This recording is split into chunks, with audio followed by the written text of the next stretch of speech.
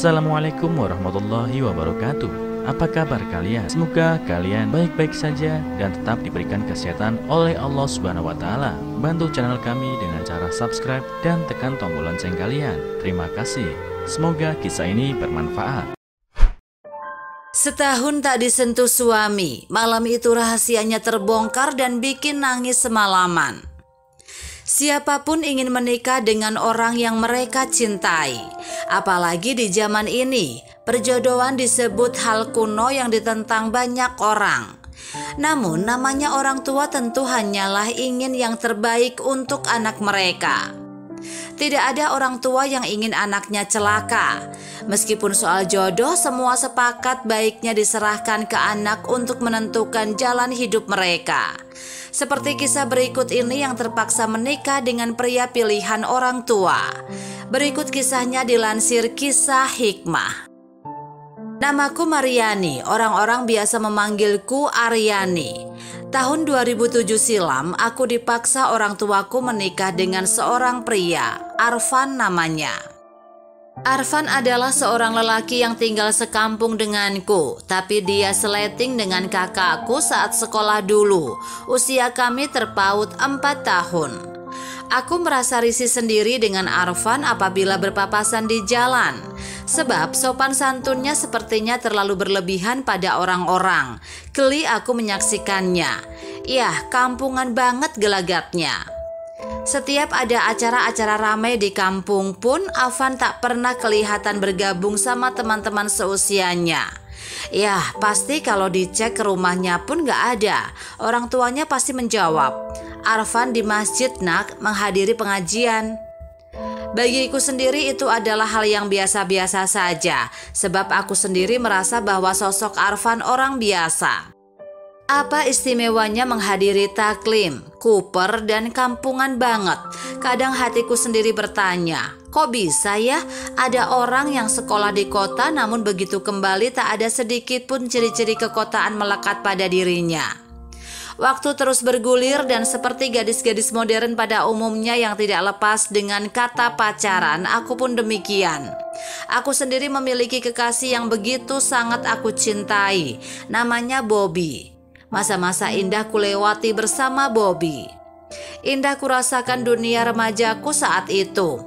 Kedua orang tua Bobby sangat menyayangi aku dan sepertinya memiliki sinyal-sinyal restunya atas hubungan kami. Hingga musibah itu tiba, aku dilamar oleh seorang pria yang sudah sangat aku kenal. Ya, siapa lagi kalau bukan si Cooper Arfan. Lewat pamanku, orang tuanya Arfan melamarku untuk anaknya yang kampungan itu. Mendengar penuturan mama saat memberitahuku bahwa tentang lamaran itu, kurasakan dunia ini gelap, kepalaku pusing. Aku berteriak sekencang-kencangnya menolak permintaan lamaran itu dengan tegas dan terbelit-belit. Aku sampaikan langsung kepada kedua orang tuaku. Aku menolak lamaran keluarganya Arfan dan dengan terang-terangan pula aku sampaikan bahwa aku memiliki kekasih pujaan hatiku, Bobby. Mendengar semua itu ibuku syok dan jatuh tersungkur ke lantai. Aku pun tak menduga kalau sikapku yang egois itu akan membuat mama sedih. Baru ku tahu bahwa yang menyebabkan mama syok itu karena beliau sudah menerima secara resmi lamaran dari orang tuanya Arfan. Tanggal 11 Agustus 2007, akhirnya pernikahanku pun digelar. Aku merasa bahwa pernikahan itu begitu menyesakkan dadaku. Air mataku tumpah di malam resepsi pernikahan itu. Di tengah senyuman orang-orang yang hadir pada acara itu, mungkin akulah yang paling tersiksa. Karena harus melepaskan masa remajaku dan menikah dengan lelaki yang tidak pernah kucintai. Dan yang paling membuatku tak bisa menahan air mataku, mantan kekasihku Bobby hadir juga pada resepsi pernikahan tersebut. Ya Tuhan, mengapa semua ini harus terjadi padaku ya Tuhan? Mengapa aku yang harus jadi korban dari semua ini? Waktu terus berputar dan malam pun semakin merayap.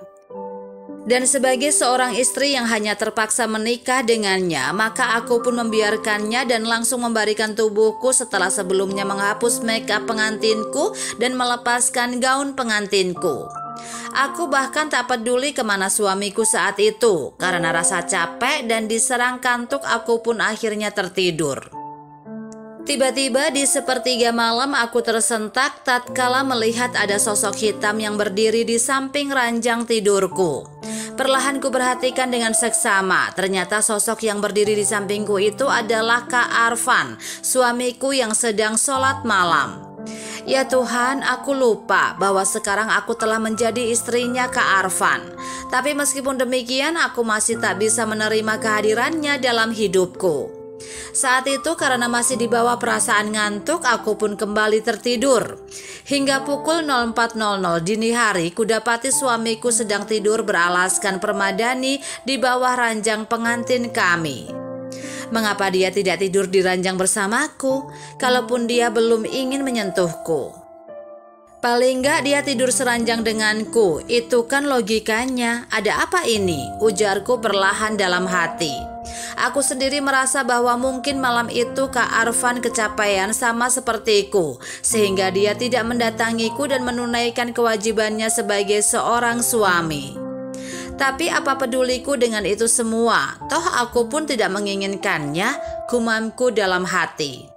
Hari-hari terus berlalu dan kami pun menjalani aktivitas kami masing-masing.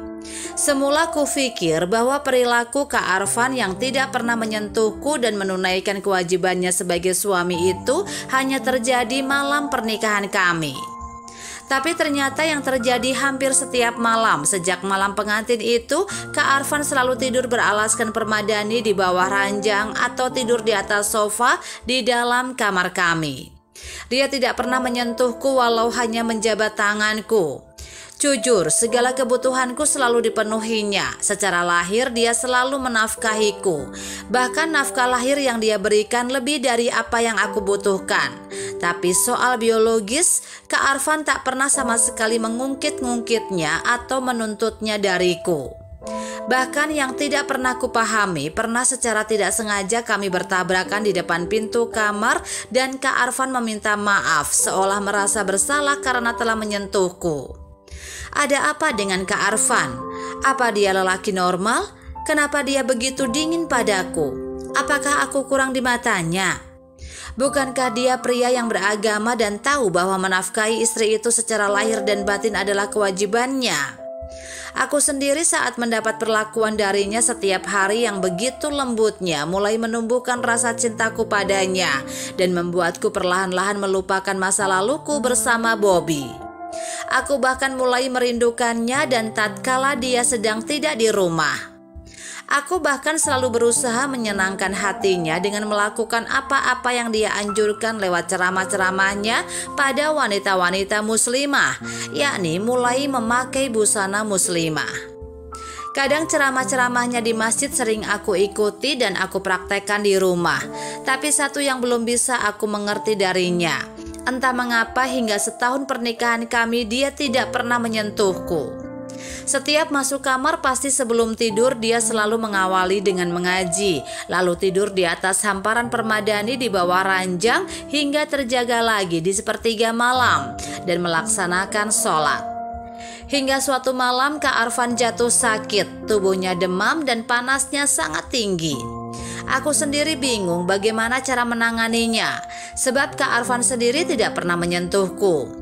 Aku khawatir dia akan menolak aku bila aku menawarkan jasa membantunya.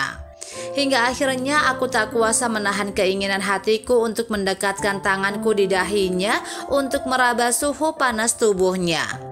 Tapi baru beberapa detik tanganku menyentuh kulit dahinya, Kak Arfan terbangun dan langsung duduk agak menjauh dariku sambil berujar, "Afwan dek, kau belum tidur? Kenapa ada di bawah? Nanti kau kedinginan. Ayo naik lagi ke ranjangmu dan tidur lagi. Nanti besok kau capek dan jatuh sakit," pinta Kak Arfan padaku. Hingga akhirnya gemuruh di hatiku tak bisa kubendung lagi. "Afwan juga Kak, kenapa sikapmu selama ini padaku begitu dingin? Kau bahkan tak pernah mau menyentuhku, walaupun hanya sekedar menjabat tanganku. Bukankah aku ini istrimu? Bukankah aku telah halal buatmu? Lalu mengapa kau jadikan aku sebagai patung perhiasan kamarmu? Apa artinya diriku bagimu Kak? Apa artinya aku bagimu, Kak? Kalau kau tidak mencintaiku, lantas mengapa kau menikahi aku? Mengapa, Kak? Mengapa? Ujarku disela isak tangis yang tak bisa kutahan. Tak ada reaksi apapun dari Kak Arfan menanggapi galaunya hatiku dalam tangis yang terseduh itu. Hingga akhirnya dia mendekatiku dan perlahan berujar padaku. Dek, jangan kau pernah bertanya pada kakak tentang perasaan ini padamu, karena sesungguhnya kakak begitu sangat mencintaimu. Tetapi tanyakanlah semua itu pada dirimu sendiri. Apa saat ini telah ada cinta di hatimu untuk kakak?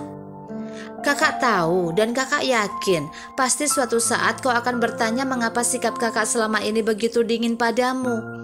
Sebelumnya kakak minta maaf bila semuanya baru kakak kabarkan padamu malam ini. Kau mau tanyakan apa maksud kakak sebenarnya dengan semua ini? Ujar Kak Arfan dengan agak sedikit gugup. Iya, tolong jelaskan pada saya, Kak. Mengapa kakak begitu tega melakukan ini pada saya? Tolong jelaskan, Kak, ujarku menimpali tuturnya Kak Arfan.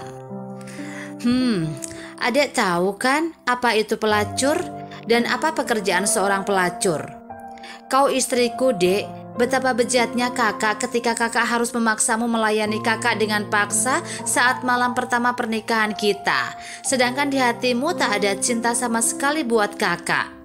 Kakak tahu ada kau mencintai laki-laki lain. Alangkah berdosanya kakak bila pada saat melampiaskan birahi kakak padamu malam itu, sementara yang ada dalam benakmu bukanlah kakak, tetapi ada lelaki lain. Itu sama saja seperti membuatmu seperti pelacur. Kau tahu, Dek, sehari sebelum pernikahan kita digelar, kakak sempat datang ke rumahmu untuk memenuhi undangan bapakmu. Tapi begitu kakak berada di depan pintu pagar rumahmu, kakak melihat dengan mata kepala kakak sendiri kesedihanmu dan kau lampiaskan pada kekasihmu Bobby. Kau ungkapkan pada Bobby bahwa kau tidak mencintai kakak dan kau ungkapkan pada Bobby bahwa kau hanya akan mencintainya selamanya. Saat itu kakak merasa bahwa kakak telah merampas kebahagiaanmu dan kakak yakin bahwa kau menerima pinangan kakak itu karena terpaksa. Lantas haruskah kakak egois dengan mengabaikan apa yang kau rasakan saat itu? Sementara tanpa mempedulikan perasaanmu, kakak menunaikan kewajiban kakak sebagai suamimu di malam pertama. Sementara kau sendiri akan mematung dengan derayan air mata karena terpaksa melayani kakak. Kau istriku, Dek. Sekali lagi, kau istriku. Kau tahu. Kakak begitu sangat mencintaimu dan kakak akan menunaikan semua itu manakala di hatimu telah ada cinta untuk kakak. Agar kau tidak merasa diperkosa hak-hakmu. Agar kau bisa menikmati apa yang kita lakukan bersama. Dan syukurlah apabila hari ini kau telah mencintai kakak. Dan kakak juga merasa bersyukur bila kau telah melupakan mantan kekasihmu itu. Beberapa hari ini kakak perhatikan kau juga telah menggunakan busana muslimah yang syar'i. Mendengar semua itu aku memeluk suamiku. Aku merasa bahwa dia adalah lelaki terbaik yang pernah kujumpai selama hidupku. Aku bahkan telah melupakan Bobby. Aku merasa bahwa malam itu aku adalah wanita yang paling bahagia di dunia. Sebab meskipun dalam keadaan sakit untuk pertama kalinya Kak Arfan mendatangiku sebagai seorang suami. Hari-hari kami lalui dengan bahagia. Kak Arfan begitu sangat karismatik. Terkadang dia seperti seorang kakak buatku. Terkadang seperti orang tua. Darinya aku banyak belajar banyak hal. Perlahan aku mulai meluruskan niatku dengan menggunakan busana yang tertutup semata-mata karena iman dan untuk menyenangkan hati suamiku. Sebulan setelah malam itu, dalam rahimku telah tumbuh benih-benih cinta kami berdua.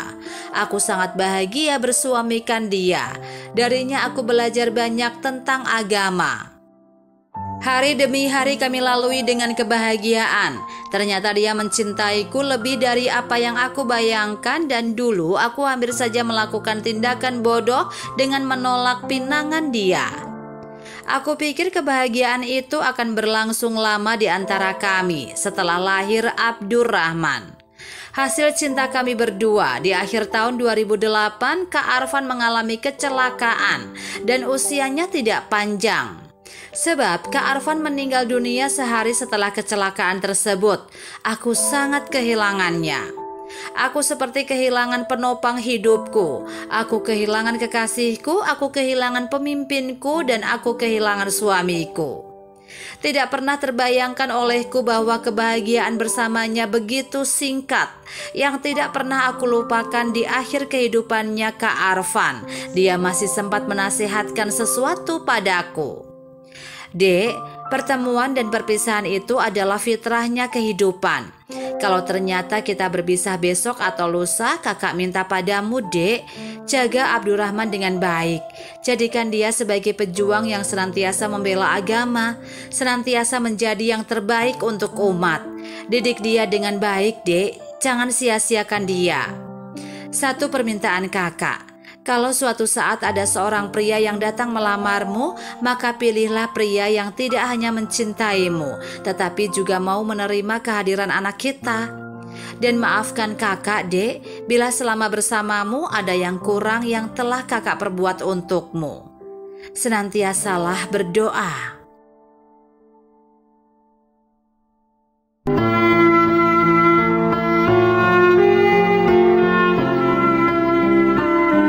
Assalamualaikum warahmatullahi wabarakatuh.